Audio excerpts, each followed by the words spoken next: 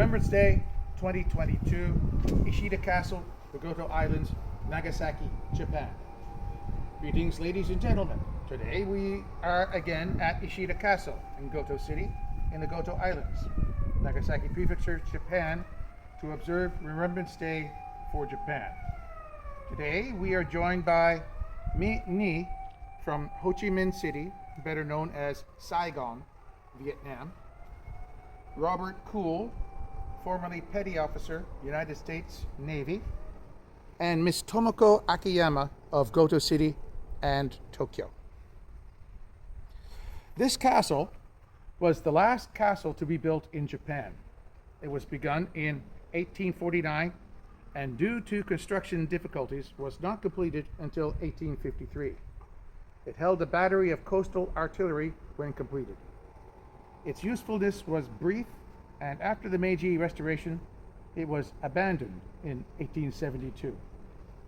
Since then, it had become a government office, then over the years became changed to its current form. It now houses the Goto City Library, Nagasaki Prefecture Goto High School, Goto City Fukui Culture Center, and the Goto Tourism History Museum. The museum has 3 floors of exhibits, with a cultural movie theater on the first floor. There are exhibits about the ruling Goshima clan, artifacts of the Tokugawa period and Meiji Restoration, as well as Jomon period exhibits on the second floor. On the third floor, there are cultural and festival displays, as well as displays about fishing and whale hunting. There is also a large display area with a video about the hidden Christians of the Goto Islands. Why are we here? Great Britain and Japan entered an alliance from 1902 to 1923.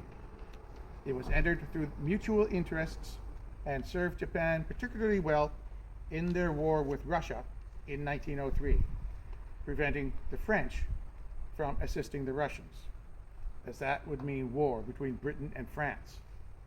As Japan gained more power in Asia, at this time particularly over Korea, America did not approve of the arrangement, and Australia didn't feel comfortable with it either.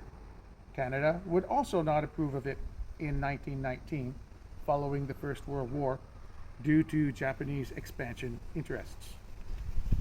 The 553 Treaty, part of the Washington Treaty on Naval Limitations, allowed Japan parity with the great naval powers, Britain and America, as they had to spread their fleets over many oceans. The alliance was ended in 1923 due to conflicting alliance pressures and mutual distrust. In the First World War, however, the alliance was solid and enabled for the Allies to take the German port of Tsingtao, as well as defeat the German East Asia Squadron. The Siege of Tsingtao was the attack on the German port of Qingdao, known as Tsingtao, in China, during World War I by Japan and the United Kingdom, with some British Empire also involved. When the war in Europe began in August 1914, Britain promptly requested Japanese assistance. A combined Japanese and British Empire force made a short campaign in the autumn of 1914, besieging Tsingtao from October 31st and capturing it on November 7th, 1914, thus ending major operations in the Pacific in World War I. This year marks the 80th anniversaries of many battles and campaigns in World War II. In Europe, it marked the farthest extent of Nazi Germany and the turning points of El Alamein and Stalingrad, as well as Operation Jubilee, the Canadian raid on Dieppe. In the Pacific theater, the farthest extent of the Japanese Empire was also reached, with the fall of Singapore, invasion of Thailand, beginning of the Burma campaign. Pearl Harbor was attacked on December 7, 1941, and British and Canadian troops were captured in the fall of Hong Kong on December 25, 1941. The Malayan campaign was a military campaign fought by Allied and Japanese forces in Malaya. It was from December 8, 1941 to February 15, 1942. It was mainly a series of land battles between British Commonwealth Army units and the Imperial Japanese Army. There were a few skirmishes at the beginning, though, between British forces and Thai police, and Thailand had quickly surrendered to the Japanese at the beginning of the war on December 8th, and formally allied with Japan on December 21st, giving Japan a base for the invasion of Malaya, which is now Malaysia and Singapore. The Japanese had air and naval supremacy from the opening days of the campaign. For the British, Indian, Australian, and Malayan forces defending the colony, the campaign was a total disaster. The operation is notable for the Japanese use of bicycle infantry, which allowed troops to carry more equipment and swiftly move through thick jungle terrain and the roads and trails there. Royal Engineers, equipped with demolition charges, destroyed over 100 bridges during the retreat, yet this did little to delay the Japanese. By the time the Japanese had captured Singapore on February 15, 1942, they had suffered 9,657 casualties. Allied losses totaled 145,703, including 15,703 casualties and 130,000 captured. This was the largest British surrender in history. Two British battleships, the HMS Prince of Wales and HMS Repulse, and 4 destroyers, were sunk by Japanese aircraft on December 10th, at the very beginning of the Pacific War. General Yamashita, nicknamed the Tiger of Malaya, had only about 66,000 troops under his command. But the British didn't know that, nor that he was having supply problems. General Percival made a series of serious tactical errors, but the fortress was still defensible. He instead decided to surrender to spare the citizens of Singapore the damages and casualties of a bombing campaign. Many Allied troops did not consider that they were actually defeated, and instead felt betrayed. The vast majority became slave laborers in the construction of the Burma Railroad and manual labor in Japan. Many Indian troops switched sides and agreed to become insurgents in India, acting against the British and Indian government there.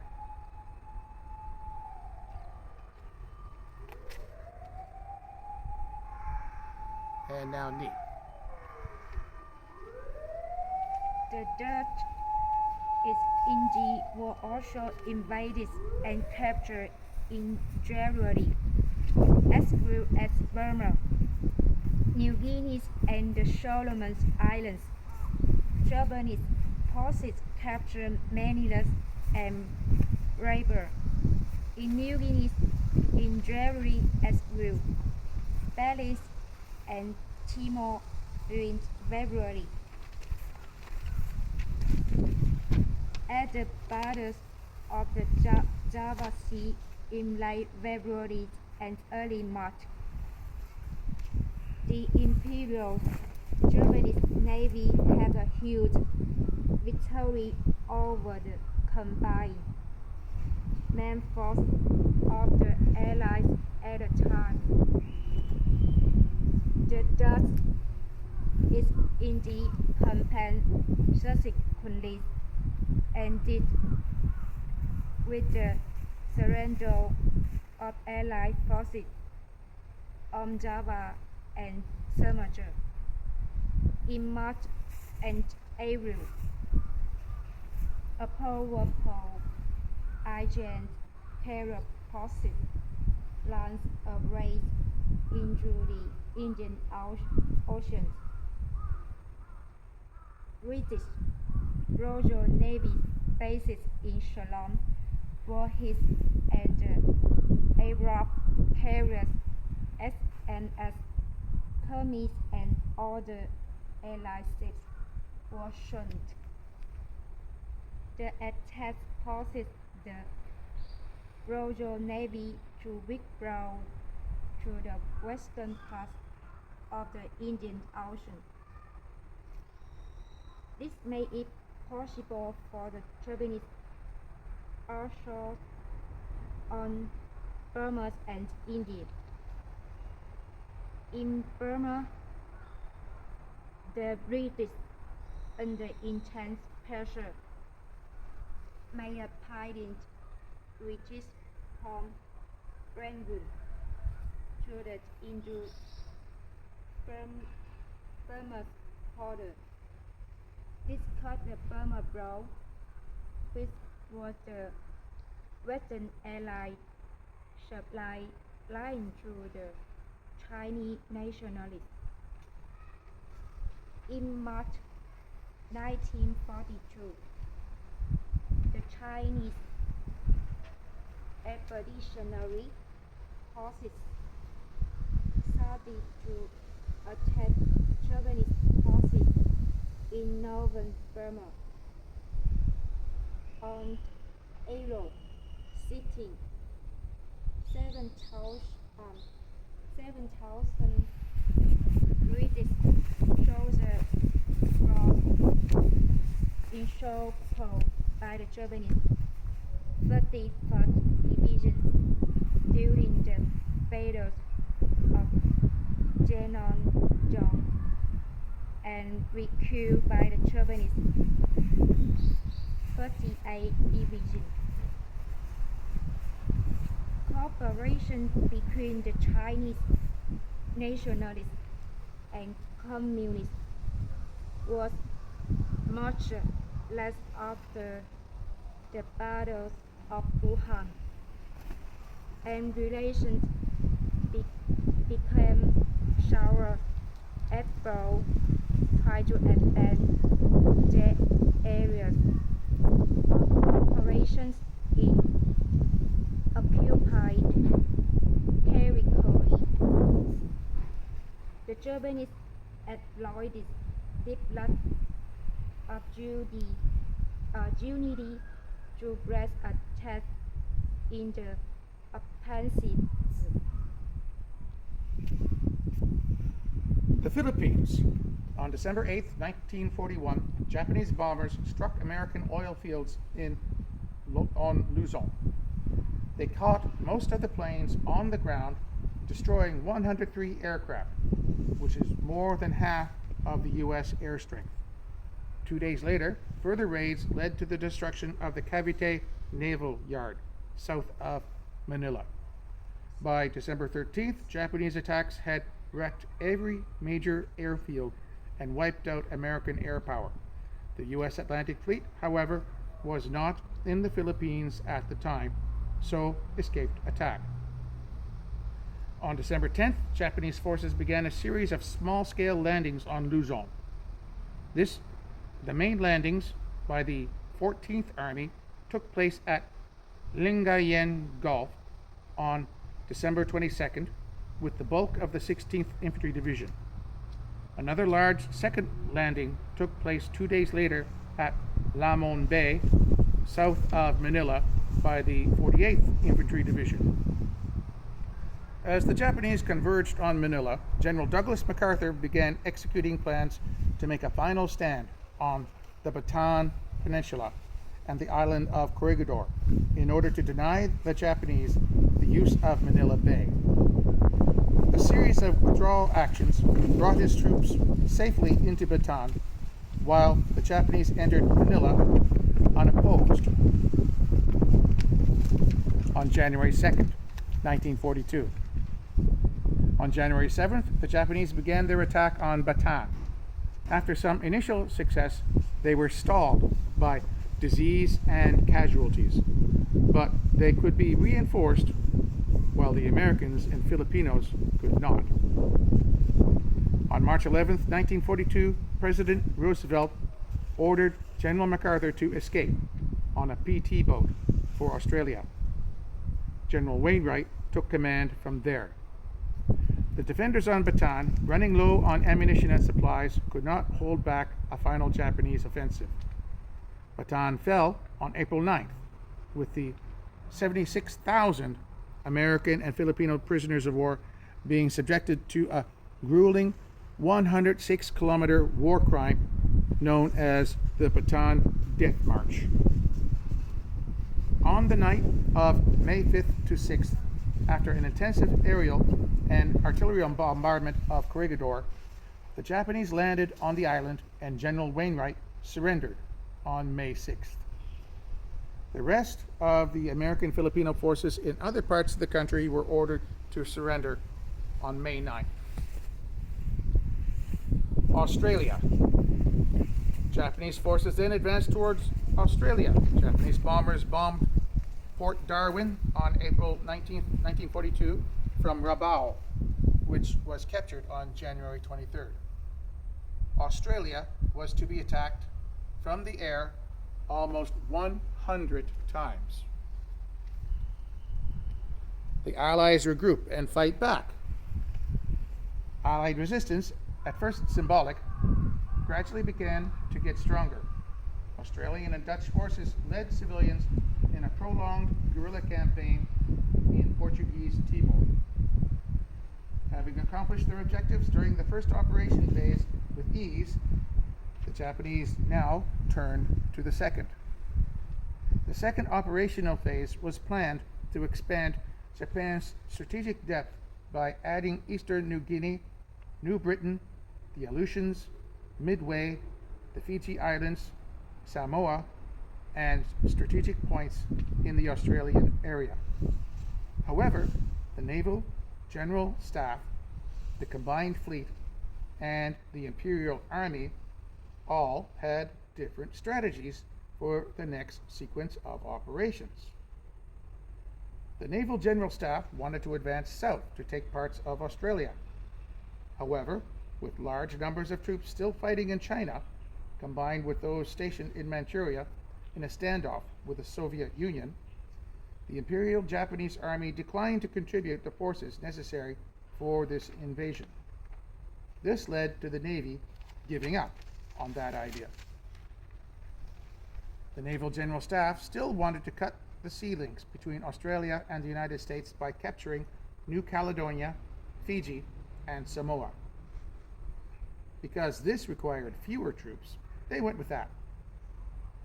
The second operational phase began when parts of Eastern New Guinea were captured on March 8th. However, an American aircraft carrier sent planes that attacked the invasion forces and gave them considerable losses. This had major operational implications because it forced the Japanese to stop their advance in the South Pacific, at least until the combined Japanese fleets provided some way to protect future operations from American carrier attack.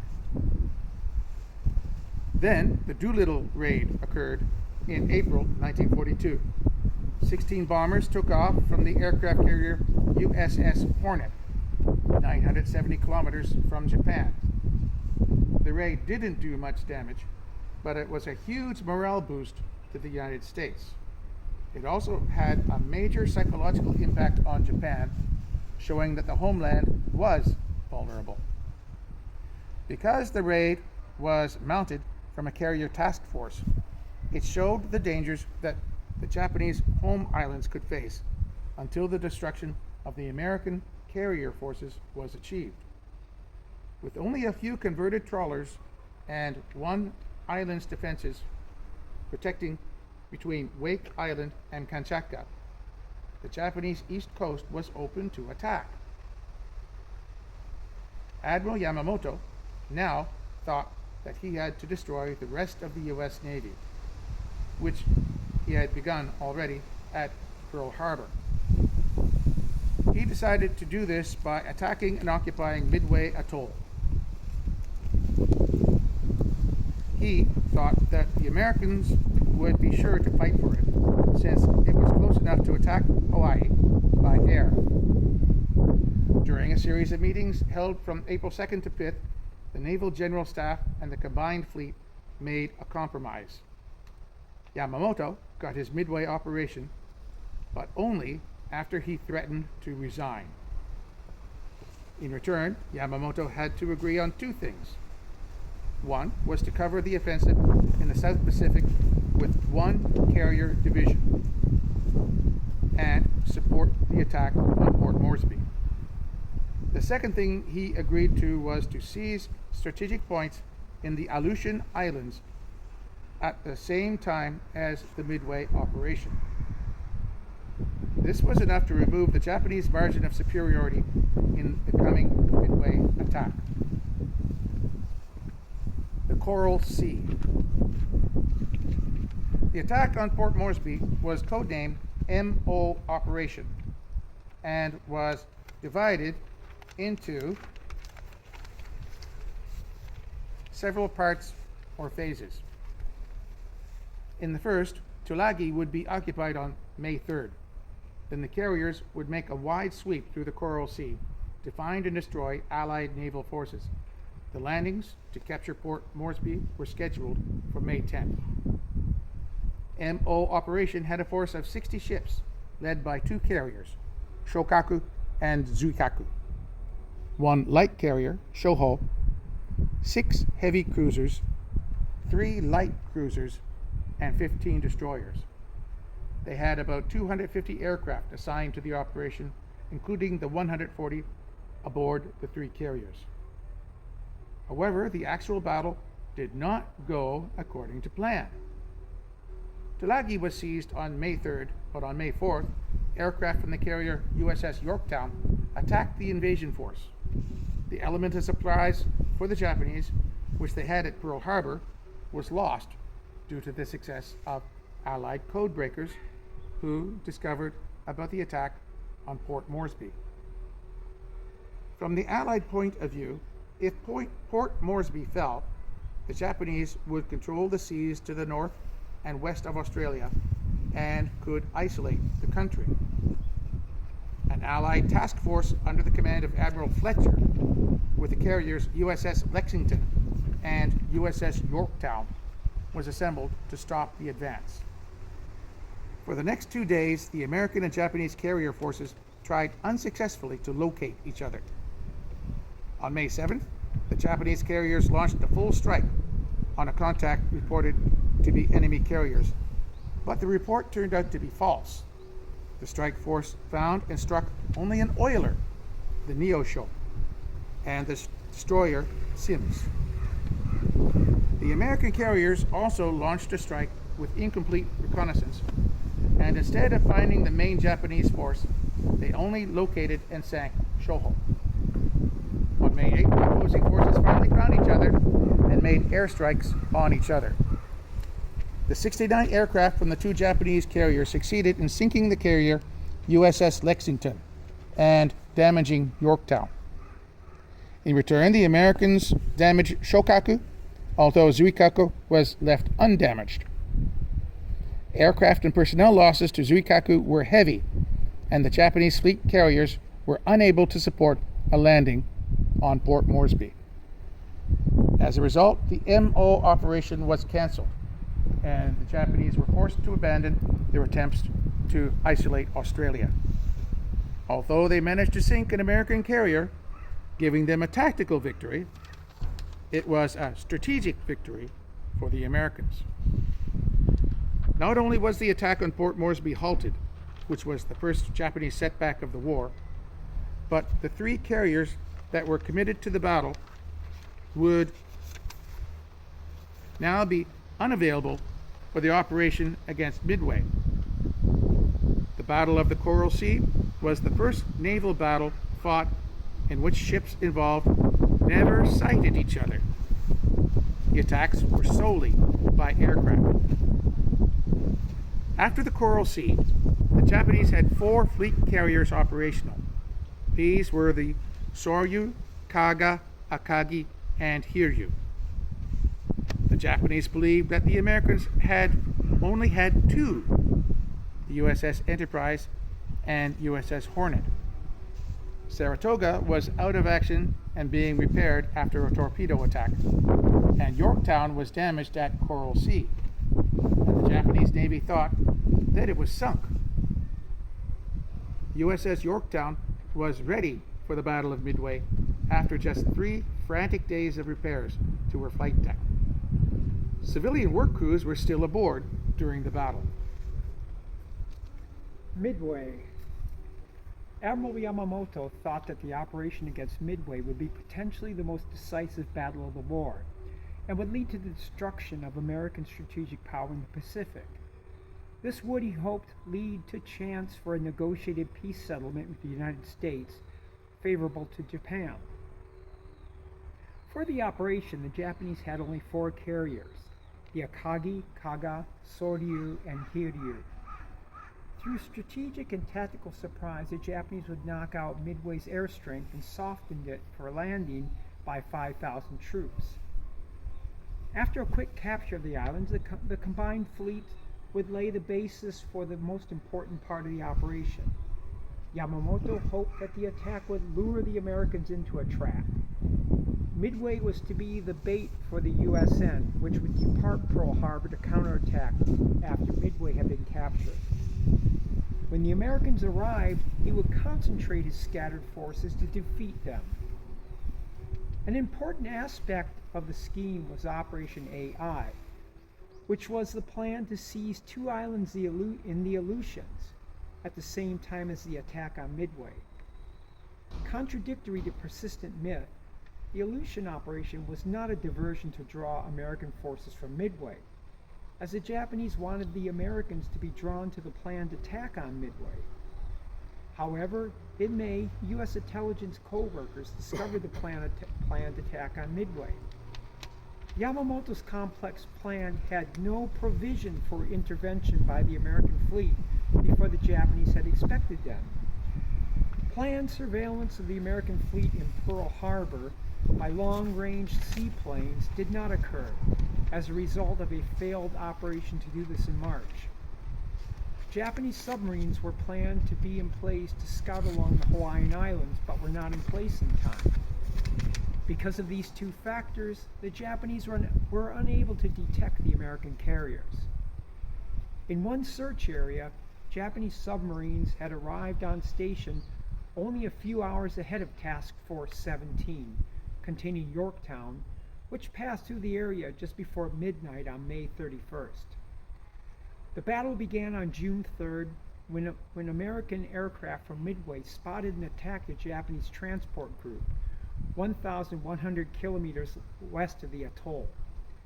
On June 4th, the Japanese launched a 108 aircraft strike on the island. The attackers brushed aside Midway's defending fighters, but failed to deliver a decisive blow to the island's facilities. Most importantly, the strike aircraft based on Midway had already departed to attack the Japanese carriers, which had been spotted.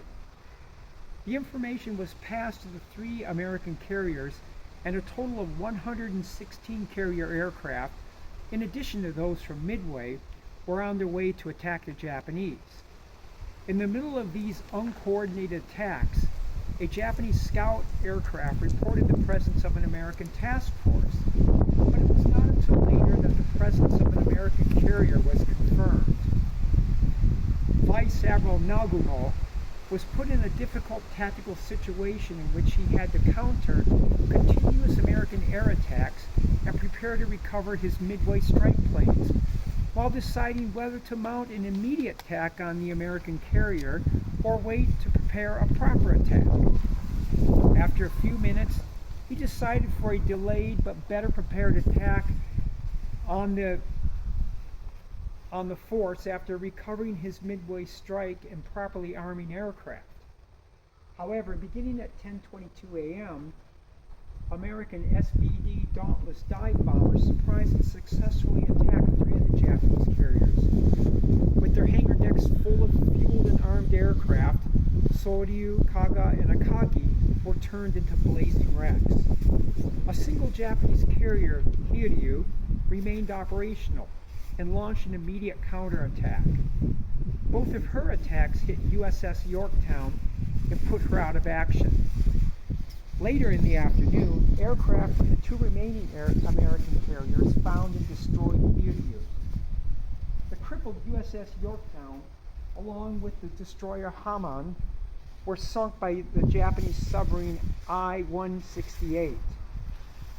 With the striking power of the Kido Butai having been destroyed, Japan's offensive power was blunted.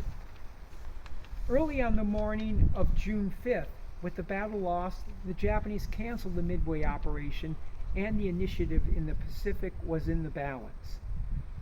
The Japanese had lost 4 carriers, but though these losses were serious, they did not degrade the fighting capabilities of the IJN aviation as a whole. They did, though, lose many of their best pilots, who were not so easily replaced. New Guinea and the Solomons. Japanese land forces continued to advance in the Solomon Islands and New Guinea. From July 1942, a few Australian reserve battalions, many of them very young and untrained, fought a stubborn rearguard action in New Guinea against a Japanese advance along the Kokoda Track towards Port Moresby over the Owen Stanley Ranges. The militia, worn out and severely depleted by casualties, were relieved in late August by regular troops from the 2nd Australian Imperial Force. They had just returned from action in the Mediterranean theater. In early September 1942, Japanese Marines attacked a strategic Royal Australian Air Base at Milne Bay, near the eastern tip of New Guinea. They were beaten back by Allied forces, who were mostly Australian Army battalions and Royal Australian Air Force squadrons, with United States Army engineers and an anti-aircraft battery in support. This was the first defeat of the war for Japanese forces on land. On New Guinea, the Japanese on the Kokoda Track were within sight of the lights of Port Moresby, but were ordered to retreat to the northeastern coast. Australian and U.S. forces attacked their fortified positions, and after more than 2 months of fighting in the Bunagona area, finally captured the key Japanese beachhead in early 1943. Guadalcanal. At the same time as the major battles were raging in New Guinea, Allied forces became aware through coast watchers of a Japanese airfield under construction at Guadalcanal. On August 7, 1942, U.S. Marines landed on the islands of Guadalcanal and Tulagi in the Solomons. Vice Admiral Mikawa, commander of the newly formed 8th Fleet at Rabaul, reacted quickly. Gathering 5 heavy cruisers, 2 light cruisers, and a destroyer, he sailed to engage the Allied force off the coast of Guadalcanal. On the night of August 8th to 9th, Mikawa's quick response resulted in the Battle of Savo Island. This was a brilliant Japanese victory during which 4 Allied heavy cruisers were sunk, while no Japanese ships were lost. It was one of the worst Allied naval defeats of the war. The victory was made less serious only by the failure of the Japanese to attack the vulnerable transports. Had they done so, the first American counterattack in the Pacific could have been stopped. The Japanese originally thought that the American landings were just a reconnaissance in force. With Japanese and Allied forces occupying various parts of the island, over the following 6 months, both sides poured resources into an escalating battle of attrition on land, at sea, and in the sky. U.S. air cover based at Henderson Field ensured American control of the waters around Guadalcanal during the daytime, while superior night fighting capabilities of the Imperial Japanese Navy gave the Japanese the upper hand at night. In August, Japanese and U.S. carrier forces engaged in an indecisive clash known as the Battle of the Eastern Solomons, resulting in the sinking of the light carrier Ryujo and damage to the USS Enterprise. In October, U.S. cruiser and destroyer forces successfully challenged the Japanese in nighttime fighting during the Battle of Cape Esperance, sinking one Japanese cruiser and one destroyer for the loss of one destroyer. During the night of October 13th, two Japanese fast battleships, Kongo and Haruna, bombarded Henderson Field. The airfield was temporarily disabled, but quickly returned to service. On October 26th, Japanese carriers Shokaku and Zuikaku sank USS Hornet and heavily damaged USS Enterprise in the Battle of the Santa Cruz Islands. The loss of USS Hornet, along with the earlier loss of USS Wasp to the submarine I-19 and heavy damage to the USS Saratoga in September, meant that U.S. carrier strength in the region was reduced to a single ship, USS Enterprise. However, the two IJN carriers had suffered severe losses in aircraft and pilots as well, and had to retire to home waters for repair and replenishment. From October 12th to 15th, Japanese and American surface ships engaged in the fierce night actions of the Battle of Guadalcanal. This was one of the only two battles in the Pacific War during which battleships fought each other. In that battle, 2 American admirals were killed and 2 Japanese battleships sunk. During the campaign, most of the Japanese aircraft based in the South Pacific were redeployed to the defense of Guadalcanal. Many were lost in numerous engagements with the Allied air forces based at Henderson Field, as well as carrier-based aircraft. Meanwhile, Japanese ground forces launched repeated attacks on heavily defended U.S. positions around Henderson Field, in which the Japanese suffered appalling casualties. To sustain these offensives, resupply was carried out by Japanese convoys, termed the Tokyo Express by the Allies. The convoys often faced night battles with enemy naval forces in which they expended destroyers that the IJN could not afford to lose. Fleet battles involving heavier ships and even daytime carrier battles resulted in a stretch of water near Guadalcanal becoming known as Iron Bottom Sound, from the multitude of ships sunk on both sides. However, the Allies were much better able to replace these losses. Finally recognizing that the campaign to recapture Henderson Field and secure Guadalcanal had simply become too costly to continue, the Japanese evacuated the island and withdrew in February 1943. In the 6-month war of attrition, the Japanese had lost as a result of failing to commit enough forces in sufficient time. By late 1942, Japanese headquarters had decided to make Guadalcanal their priority. Contrarily, so did the Americans. The American command hoped to see their numerical advantage at Guadalcanal to defeat large numbers of Japanese forces there and gradually drain Japanese manpower. Ultimately, nearly 20,000 Japanese died on Guadalcanal, compared to just over 7,000 Americans. This ends the telling of the Western Allies and Japanese fighting events of 1942. This was 80 years ago this year. As for the Remembrance Day ceremonies, Remembrance Day was first observed in 1919 throughout the British Commonwealth. It was originally called Armistice Day to commemorate the armistice agreement that ended the First World War on Monday, November 11th, 1918 at 11 a.m. on the 11th hour of the 11th day of the 11th month. From 1921 to 1930, Armistice Day was held on the Monday of the week in which November 11 fell. In 1931, this was changed so that the ceremony was only held on November 11th. This was also the year that the name changed to Remembrance Day.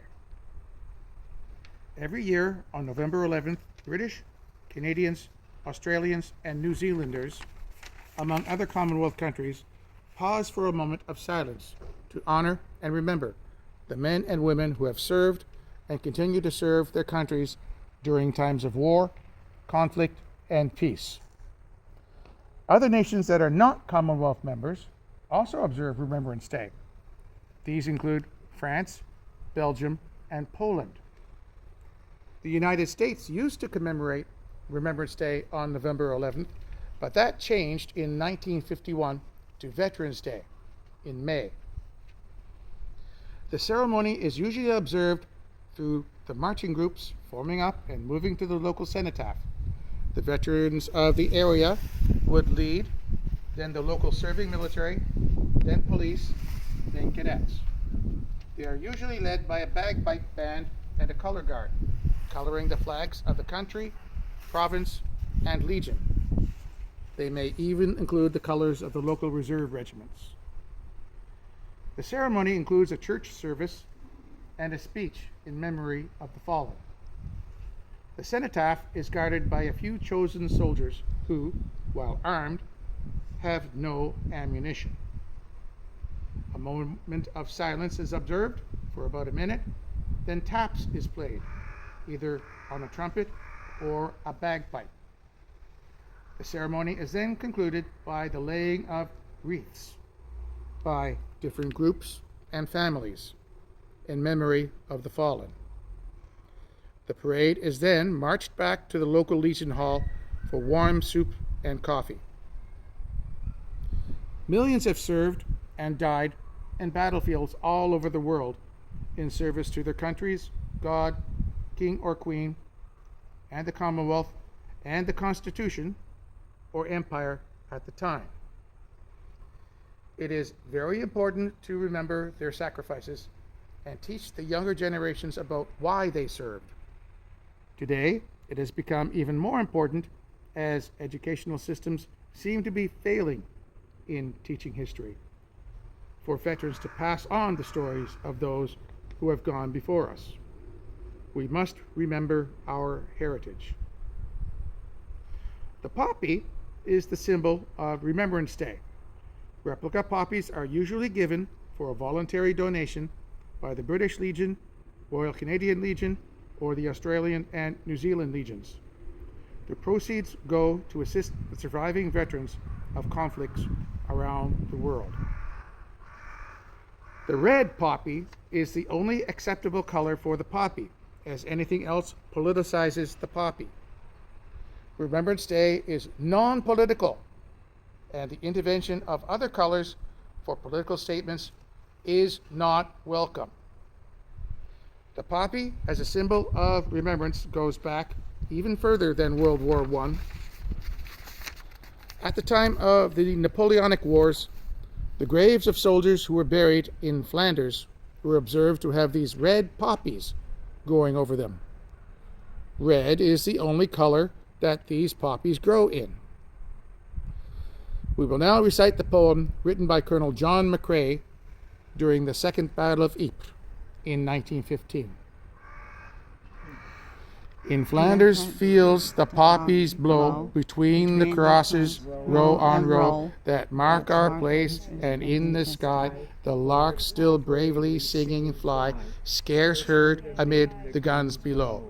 We are the dead, short days ago, we lived, felt dawn, saw sunset glow, loved and were loved, and now we lie in Flanders fields. Take up our quarrel with the foe, to you from failing hands we throw, the torch be yours to hold it high. If ye break faith with us who die, we shall not sleep, though poppies grow in Flanders fields. We will now have a toast to the fallen.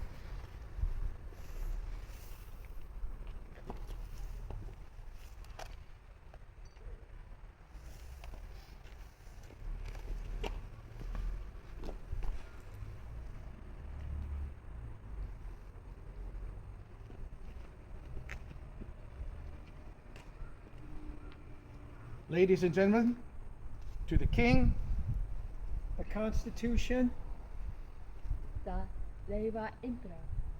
and to the to fallen. the fallen.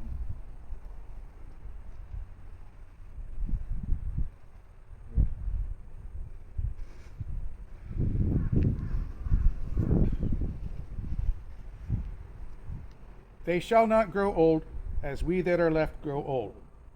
Age shall not weary them, nor the years condemn.